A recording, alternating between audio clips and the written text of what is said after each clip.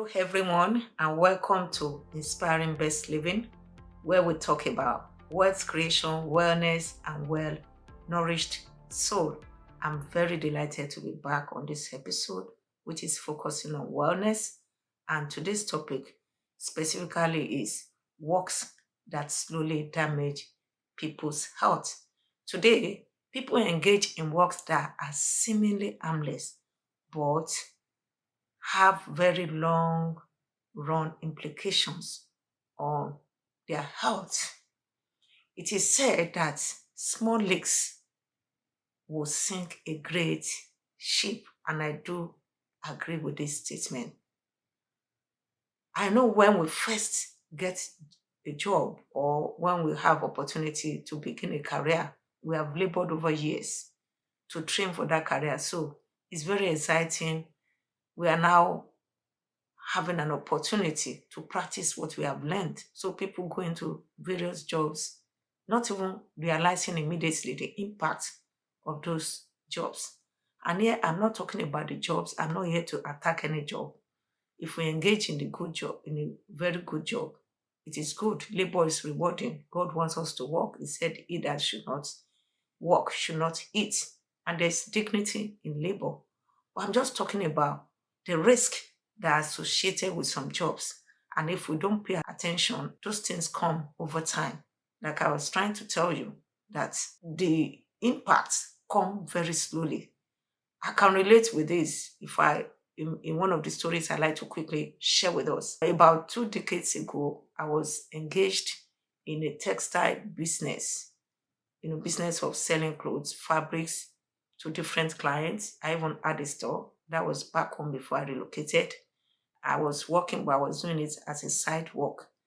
And I didn't know that this business was exposing me to dust particles, because I was engaged also in cutting, rolling the fabrics, folding them, doing different things. And inadvertently, I was inhaling some of those particles. Unknown to me, they were damaging my respiratory organs gradually. I will have stuffy nose, sneezing, coughing consistently. I was having that for over a period of time. And I didn't know what it was doing for me until I got checked.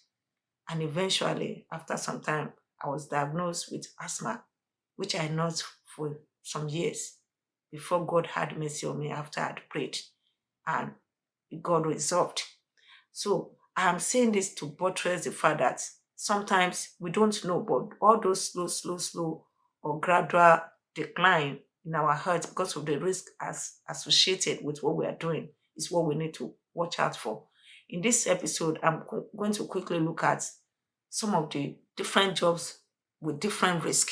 It's not to tell us to resign. After all, I didn't, even after I was diagnosed, I started using mask until I eventually didn't need a job. I relocated, so I didn't need that business any longer. I didn't just quit and say, I'm not going to continue, because it was a means of livelihood for me at that time. So I'll quickly highlight some of those jobs. The example I just gave fell under jobs that expose us to pollution, dust, particles, inhalation of also substances that are toxic to our health. Some people work in different factories that expose them to that kind of job. The second kind of job I want to talk about is job that involves sitting for long hours, maybe long travels that will make you sit down for like 8 hours at a stretch, 12 hours, and you're doing it every day consistently over a period of time, maybe 5 days in a week, or even office work. Sometimes we stay there for like about 8 hours sitting, except for little breaks and our normal break, which may not take more than 1 hour in all. So, or even long hours of sitting down for about 12 hours.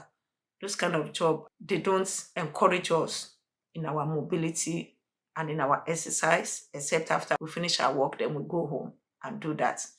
The third part of it is job that involve night shift, a lot of night shift.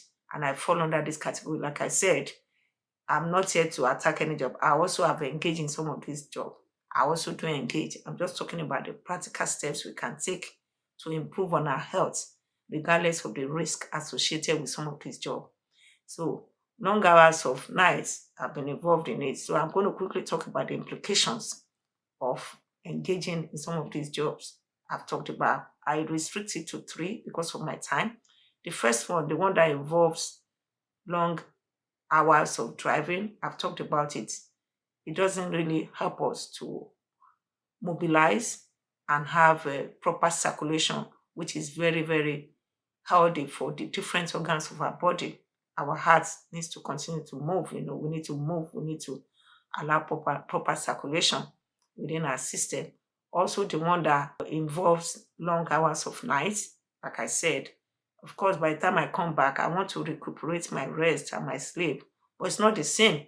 All the melatonin you have missed during the night, if you come back, you want to sleep, it may not be the same. You try to take different steps, and by the time you don't get enough sleep, it can lead to fatigue.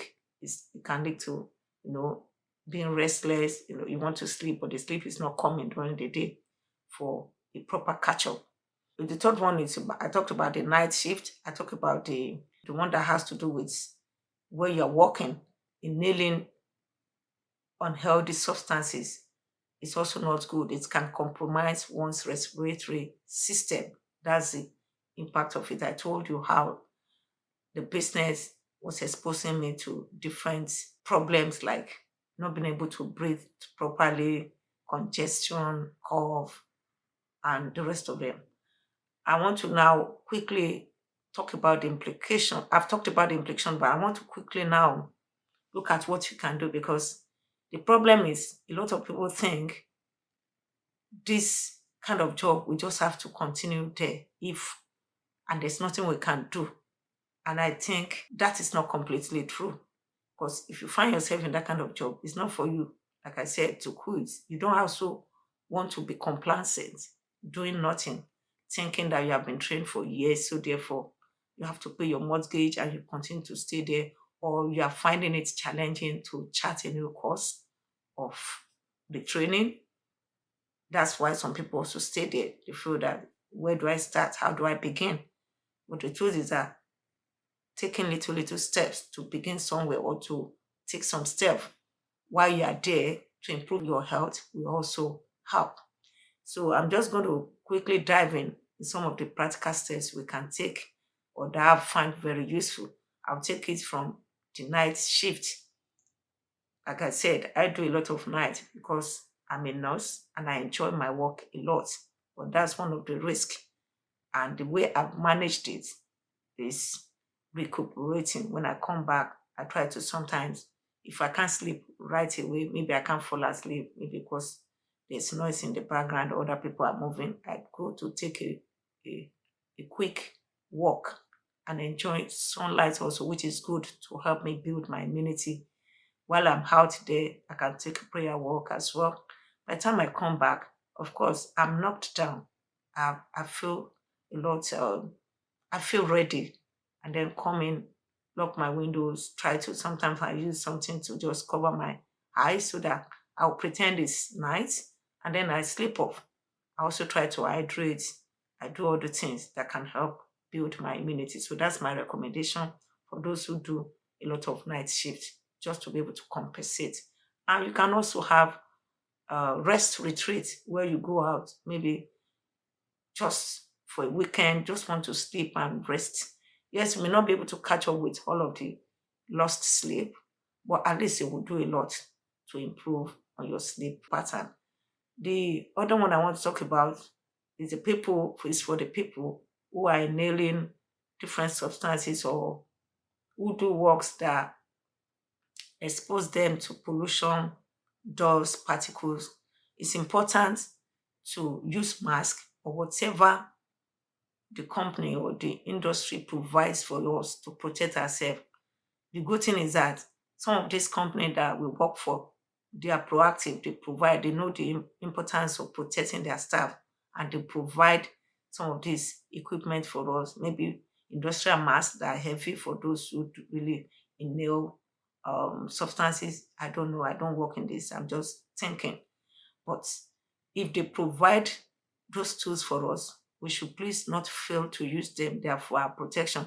Because I remember clearly, even in nursing, where they ask us to use mask, I know that sometimes it's not everybody that complies. Some people want to take it off sometimes just because they feel that it's not very convenient. Yes, some of these things may not be convenient, but while we're at work, it's important for us to use those things. They are for our protection. That's for those who are exposed to environmental pollution or any hazardous toxic in their work. The second category, I talked about night shift, what we can do. And the third category are those who engage in other long travels or work that make them to sit down for long. What those one can do for those who engage in works that make them to sit for long, what they can do is to have stretch in between. Or maybe you are driving for long hours every day for during the week, 5 times in a week, you are doing 12 hours of travel each day. You might have to see the way you can have stretch in between, take breaks, even no matter how short, maybe 10 minutes, 15 minutes in between at intervals of every 1 hour. It's good for your circulation. Mobility is very good. These are some of the tips that can be helpful. I limit it to those 3 areas. There are so many other ones. But today, I want to start rounding up. But I want to also say that people normally say health is wealth, which I do partially agree to. But I want you to know that your health, my health, our health is more important than wealth. Because if we lose our health, it's hard to regain it. I'm not saying you cannot recover it. By the grace of God, I recovered my health. The asthma I spoke to you earlier on, God helped me to resolve it. But it's hard. And if the health issue is not resolved and it lingers, God forbid it leads to death. Death is irrecoverable, except the person is another Lazarus from the Bible who was raised from death to life. So miracles do happen. What I'm saying is that it's easier to recover wealth than to recover health, especially if at the end of the day the person passes on because of the accumulated illness and sickness. And that will not be our portion. I've told us today, and the strategy is for us to think through what can we do differently to improve health. The strategy is not to quit right away.